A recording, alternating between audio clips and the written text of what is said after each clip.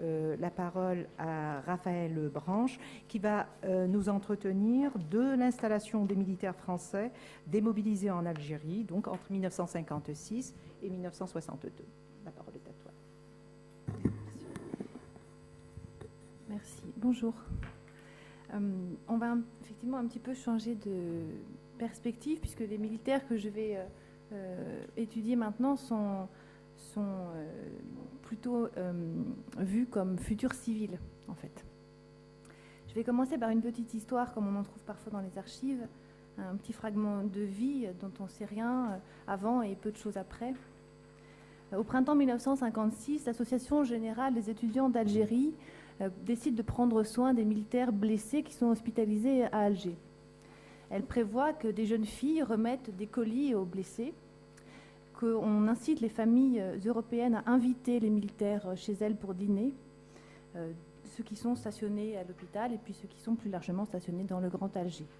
Une note officielle précise bien plus qu'il serait intéressant que des étudiantes marraines soient choisies pour les intellectuels militaires, je cite, à savoir officiers, sous-officiers appelés. Et puis on pense plus largement à d'autres jeunes filles pour le reste de la troupe.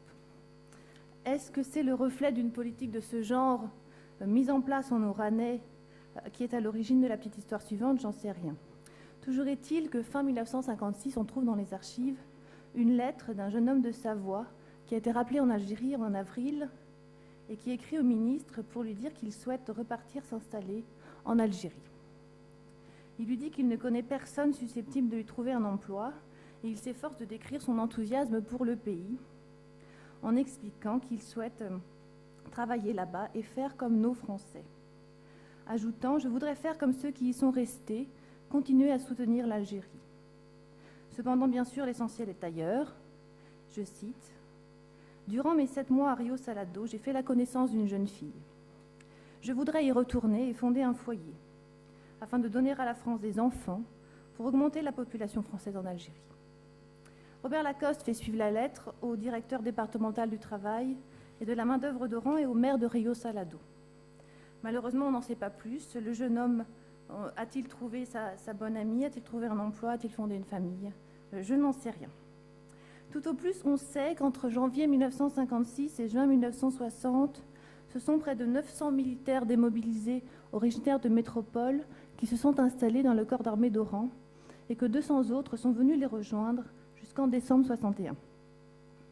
Entre ces motivations individuelles et ces statistiques d'installation, il est possible d'apercevoir la politique de séduction menée en direction des militaires du contingent par les autorités françaises en Algérie. Avant de revenir sur les faibles résultats, essayons d'en comprendre les enjeux, d'en préciser les modalités et parcourons ainsi un pan de la politique de la France en Algérie qui confirme l'immense fossé qu'il y avait alors à combler pour réussir l'Algérie française que l'on prétendait défendre et faire en même temps. Officiellement, le désir de soutenir les militaires métropolitains qui souhaiteraient s'établir en Algérie après leur démobilisation apparaît dans la directive générale du ministre résident du 18 août 1956. Il s'agit alors seulement de les informer sur les possibilités existantes, de leur suggérer cette nouvelle orientation de leur vie, alors pourtant que beaucoup de militaires alors sont des rappelés, c'est-à-dire engagés dans une vie professionnelle en France. Pour la plupart. La situation change rapidement avec l'arrivée des appelés en Algérie. À la jeunesse de ces nouveaux militaires répond alors l'image d'un pays que l'on caractérise aussi par sa jeunesse. Une jeunesse de ses habitants d'abord, mais plus largement une jeunesse intrinsèque caractérisée par un mélange de dynamisme et de potentiel inexploité. Un tract évoque ainsi début 58, je cite, « Un pays jeune et en plein développement offert aux jeunes dynamiques. » En octobre 59, l'officier supérieur responsable du comité armée-jeunesse d'Algérie, dont j'aurai l'occasion de reparler, se félicite, je cite, des nombreux militaires intéressés par la recherche d'un emploi rémunérateur ou la possibilité d'un avenir de choix dans un pays jeune en pleine expansion. Parmi eux, ajoute-t-il, nombreux sont ceux que des attaches sentimentales sérieuses incitent à séjourner en Algérie à leur libération. Mais le contexte économique aussi est là pour les attirer. Je cite, « Le mirage du pétrole et les perspectives du plan de Constantine incitent à chaque libération plusieurs centaines de jeunes militaires à rechercher un emploi en Algérie. En avril 1961, on retrouve les mêmes arguments, mais cette fois sous la plume des putschistes, pour séduire les appelés métropolitains. Je cite, « L'Algérie est une terre pour les jeunes. Tu sais combien d'autres qui mènent aujourd'hui une existence sans idéal, dans un quelconque fouillis les oies, rêvent sous la grisaille de leur ciel à certains paysages, jeunes de la belle Algérie, et à l'avenir heureux qu'elle peut réserver à des foyers nouveaux. » Entre-temps, l'action psychologique avait pu développer longuement cette thématique à destination des militaires, dont les tâches variées avaient été exaltées par les tracts du 5e bureau, par le journal Le Bled et autres supports de la propagande militaire à destination du contingent. C'est bien sûr l'esprit des pionniers mythiques du XIXe siècle qui est proposé en exemple. C'est lui qui guide l'action, c'est ensuite lui qui donne son nom au bulletin d'information de l'Association des démobilisés métropolitains en Algérie, donc le pionnier. Dans cette guerre de reconquête menée de plus en plus activement depuis 1956 et renforcée sur le plan économique par la mise en place du plan dit de Constantine et les débuts de l'exploitation pétrolière, la France est effectivement en Algérie à la recherche, je cite, d'une main-d'œuvre qualifiée et hautement qualifiée, qui lui permette de donner à l'ensemble de l'Algérie le visage moderne et industriel qu'elle n'est pas parvenue à lui donner en plus de 100 ans d'exploitation économique.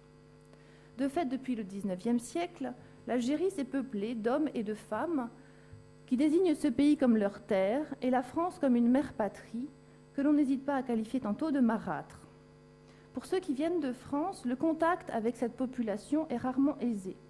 Et dans le contexte de la guerre, les soldats ne sont pas toujours bien traités par les Européens d'Algérie, en particulier par la population des campagnes et des petits bourgs ruraux, éprouvés par les attentats, tenaillés par la peur. Début 1958, on voit même un projet d'association qui émerge, qui se propose d'atténuer, je cite, « le sentiment pénible d'isolement que sont censés ressentir les métropolitains récemment démobilisés, de même que ceux qui sont plus anciennement installés en Algérie. » Dans une lettre qui expose le projet à Michel Gorlin, donc du cabinet de Robert Lacoste, Yves Le Tac, qui est le frère de Joël Le Tac, reporter à Paris Match et bientôt député UNR de Paris, explique son idée d'association en qualifiant les métropolitains et les Français originaires d'Algérie des deux éléments de la population de l'Algérie, les deux groupes de la population française, dit-il, dont il s'agit de faciliter le contact afin, je cite, d'éviter la naissance d'un complexe d'émigrés de la part des métropolitains. Yves Le Tac lui-même fait partie de ces émigrés, installés en Algérie depuis 1957, c'est un gaulliste, dirigeant même le comité de soutien au général de Gaulle en mai 1958. Son analyse, selon laquelle il n'est pas facile d'être un métropolitain, pour un métropolitain de s'intégrer dans l'Algérie coloniale en guerre, paraît confirmée dans un rapport militaire de la fin 1959, un rapport militaire, qui affirme, je cite, que le jeune démobilisé croit ce pays hostile, à tort ou à raison, aux métropolitains. Cependant, les autorités civiles et militaires tentent d'assurer à ces nouveaux pionniers un confort attractif, leur permettant de compenser cette angoisse du mauvais accueil et puis aussi l'éloignement de leurs attaches familiales métropolitaines. Ce sont deux structures qui ont en charge de faciliter le contact, notamment entre les offres d'emploi et les appelés amenés à être démobilisés. C'est l'Office civil de recrutement, créé à l'été 1957, qui publie les postes destinés aux administrations algériennes et qui diffuse les informations qui les concernent. Il dépend de la Direction générale des affaires politiques et de la fonction publique du gouvernement général. Pour le reste, les contacts avec les futurs employeurs sont facilités par l'insertion dans le journal Le Bled, à partir de 1958, des petites annonces des employeurs. Et par la mise en place, octroyée par l'armée, la mise en place d'une permission de 6 jours accordée à ceux qui souhaitent se présenter à un employeur. C'est le comité armée-jeunesse d'Algérie, que je vais appeler à partir de maintenant CAJA, créé fin 1957, qui organise tous ces contacts. Il prévoit aussi, il le fait à partir de 1958, il prévoit d'organiser donc des visites. On emmène les soldats visiter des exploitations agricoles algériennes pour, je cite, leur faire connaître les milieux ruraux, les méthodes de culture utilisées en Algérie, dans l'espoir explicite que la connaissance de l'Algérie puisse éveiller chez certains militaires le désir de s'y fixer. De même, on organise des visites dans les entreprises industrielles. on essaye de leur montrer concrètement que l'essor industriel et économique algérien existe. Enthousiaste, le CAJA soutient aussi la mise en place de ce qui s'appelle les équipes de contact décentralisées sur l'ensemble du territoire algérien, afin de faciliter donc les liens entre patronat, administration et armée pendant le temps du service militaire. Cette décentralisation accompagne celle plus largement des comités armée-jeunesse et elle révèle globalement une évolution de la structure qui change beaucoup entre 1958 et 1960, peu importe ici. Une fois démobilisés, les jeunes militaires se voient attribuer un certain nombre d'avantages en Algérie. Logiquement, la première mesure semble avoir été de leur permettre de garder le bénéfice du rapatriement en métropole aux frais de l'État pendant les 5 années suivant la date de leur libération. Donc s'ils décident de s'installer immédiatement après leur démobilisation, de rester en Algérie, ils gardent le droit d'un passage vers la France dont ils auraient normalement bénéficié après leur démobilisation, et ce pendant 5 ans. Ensuite, les candidats ayant obtenu un emploi de fonctionnaire titulaire se voient offrir une prime de recrutement et d'installation. Et des mesures incitatives sont prises afin de faciliter les prêts d'installation dans l'ensemble des secteurs économiques. Je vais y revenir. Pour l'essentiel, il s'agit en fait d'une reprise des dispositions des textes ayant suivi la Deuxième Guerre mondiale relatifs à l'attribution de prêts aux anciens prisonniers de guerre, déportés et réfugiés. Des taux d'intérêt avantageux et des plafonds sont fixés. Par exemple, on assouplit les conditions d'accès à la propriété.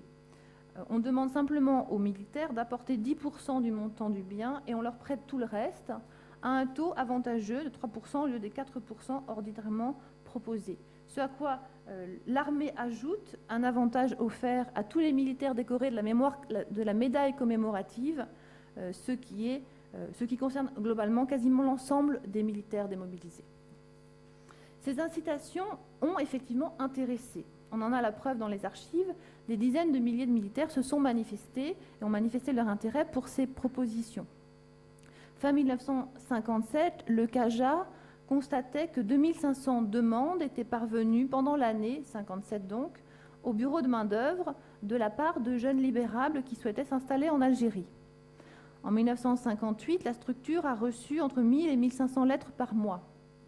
La mise en place d'une structure d'interface liée à l'armée, le développement de l'information sur les possibilités d'installation avait assurément déclenché des désirs. En tout cas, pour les premières années, 57-58, on manque de chiffres précis sur les années qui suivent. Mais ce qui frappe évidemment, c'est surtout le décalage entre l'abondance relative, on a vu les chiffres tout à l'heure, des centaines de milliers d'hommes en Algérie sous le drapeau, donc l'abondance relative des demandes et l'extrême faiblesse des installations effectives.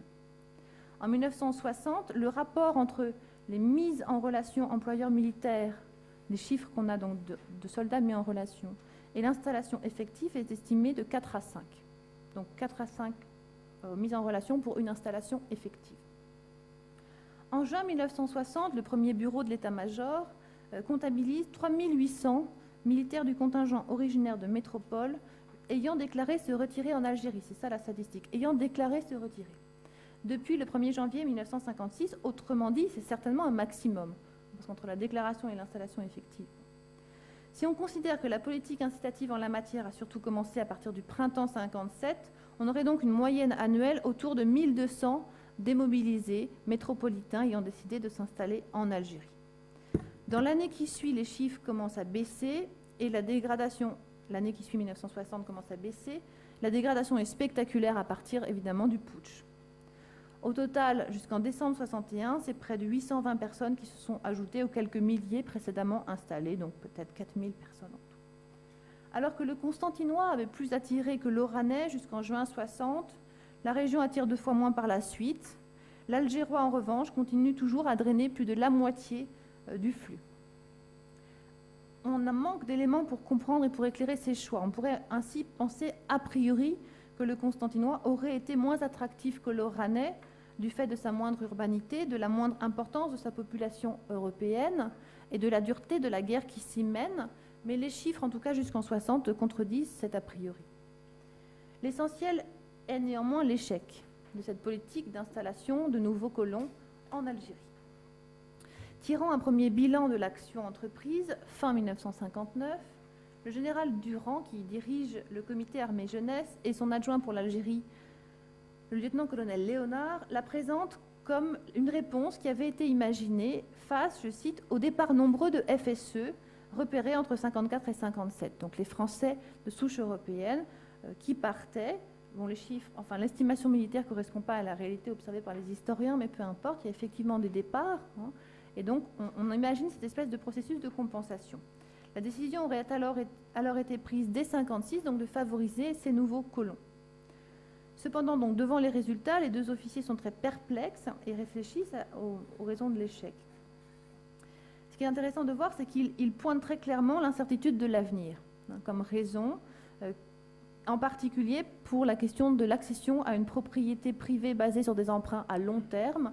Ils se demandent la pertinence de ce genre d'action. Je cite le lieutenant-colonel Léonard. Dans l'hypothèse impensable et irréalisable, certes, d'un repli de la France, quel sera le sort des démobilisés ayant sollicité un prêt et qui s'inquiètent aujourd'hui d'avoir trop rapidement tiré une créance à vie? En cas d'échec de la politique française en Algérie, leur prêt leur sera-t-il remboursé? À ces questions, conclut-il, tous demandent une réponse dans une politique d'implantation nettement posée et définie. On a du mal à savoir si on a répondu au lieutenant-colonel Léonard. Ce qui est sûr, c'est que son rapport est régulièrement en annexe d'autres rapports. En réalité, la question de l'accession à la propriété est largement théorique, dans un contexte algérien de pénurie de logements énorme, et de fait, on imagine qu'il s'agit surtout de cas extrêmement marginaux. Le point, en tout cas, est régulièrement évoqué, et c'est un énorme problème, cette question de l'accès au logement en Algérie pour ces nouveaux démobilisés. Il y a des plans de construction ambitieux qui accompagnent le plan de Constantine, mais les chiffres de construction sont tout à fait insuffisants. Et le prix des logements disponibles est souvent prohibitif. Dans la période d'attente d'un logement en bon marché, les autorités militaires ont tenté de trouver des solutions intéressantes. Le CAJA propose, début 1958, d'organiser des centres d'accueil, je cite, pour les ménages fondés par des militaires métropolitains libérés et voulant se fixer en Algérie. Ils envisagent des centres qui offriraient des logements gratuits en HLM, le temps que ces ménages deviennent propriétaires. Donc c'est toujours l'idéal du couple et de l'accession à la propriété privée. C'est un projet qui n'aboutit pas. Alors on ne sait pas très bien pour quelles raisons, sans doute tout simplement parce qu'il n'y a pas beaucoup de logements sociaux disponibles. Face à ce problème récurrent, on envisage, fin 1959, une autre possibilité extrêmement intéressante aussi. On envisage d'étendre les activités de la Sonacotrale à l'Algérie.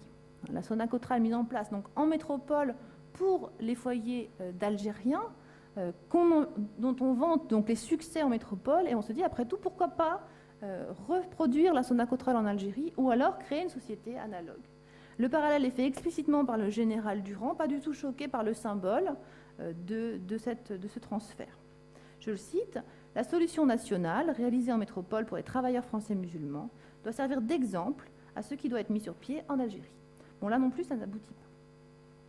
Mais c'est intéressant de voir qu'on a là, dans l'action et dans la pensée militaire, une vraie pensée symétrique entre les deux rives de la Méditerranée, une pensée qui est très présente dans les actions du comité armée jeunesse, dont la principale activité, en fait, n'est pas de travailler avec ces démobilisés, mais de travailler, en fait, avec les jeunes Algériens, en direction des Algériens pour améliorer les relations entre eux et la France. Des stages sont organisés en France pour les former, par exemple. La notion d'échange des compétences selon les besoins est aussi très présente à un moment où le flux d'Algériens venant travailler en France augmente notablement. Alors, qu'en est-il du flux dans l'autre sens? Donc, on souhaite de ce personnel qualifié, hautement qualifié, comme je disais au début. L'armée ne cesse de répéter que l'Algérie a besoin de cadres, de techniciens, d'ouvriers qualifiés. Et le problème, c'est qu'elle ne reçoit pratiquement que des demandes venant d'ouvriers sans qualification et d'employés de bureau. Ce décalage est certainement le plus important dysfonctionnement de la politique d'installation des nouveaux colons en Algérie, c'est-à-dire un décalage entre l'offre et la demande, à quoi il faut ajouter bien sûr le faible niveau de salaire proposé en Algérie. Pour finir sur cet échec, au-delà de l'échec économique certain, cette politique est bien sûr un échec politique. Comptant sur la découverte du pays accomplie au cours du service militaire et sur une propagande qui vante un pays offert aux initiatives de jeunes gens dynamiques, dans la lignée des pionniers du XIXe siècle, dont on rappelle incidemment les grandes réussites, les autorités civiles, mais surtout militaires, ont donc tenté de séduire les militaires métropolitains. Politiquement, ils ont même pu être envisagés comme un apport modérateur. D'autant plus modérateur qu'on perçoit nettement une radicalisation de la population européenne d'Algérie. Sur ce point aussi, donc, l'échec est net. En 1959, le lieutenant-colonel Léonard, le même, avait mis en place l'association algérienne des jeunes démobilisés métropolitains, qui était présidée par un jeune patron du secteur immobilier. Son idée, c'était de faciliter les contacts entre les démobilisés, mais aussi d'être un lieu d'information et aussi, donc, je le cite, un embryon de troisième force. Un embryon de troisième force, en tout cas, c'est ce que pense le 5e bureau qui observe cette association. Or, l'association est un échec. 200 personnes, 200 adhérents, essentiellement, semble-t-il, algéroises, et qui, plus est, autant qu'on la connaisse, assez peu représentative de l'ensemble des démobilisés, puisqu'un jeune patron, un boucher charcutier la dirige, alors qu'on l'a dit, la plupart des démobilisés sont des ouvriers, des employés. Surtout, elle connaît des divisions internes importantes, qui sont en fait les mêmes que l'ensemble du milieu européen d'Alger, entre ceux qui soutiennent la politique française en Algérie et ceux qui la désapprouvent, allant jusqu'à soutenir les barricades en janvier 60, voire s'engager dans l'OAS ensuite. Ainsi, d'anciens démobilisés ont soutenu le putsch, d'autres ont fait de la prison pour leur lien avec l'OAS. La plupart, ceci dit, sont vraisemblablement rentrés avec les autres Français d'Algérie dans la grande vague du printemps 62. Si leur invisibilité historique finalement atteste à sa manière de leur fusion dans l'ensemble des Français d'Algérie, elle me semble surtout rappeler leur faible nombre, goutte d'eau à contre-courant d'une histoire dont la politique à marche forcée, souhaitée notamment par le plan de Constantine, n'a pas suffi à inverser le cours. Je vous remercie.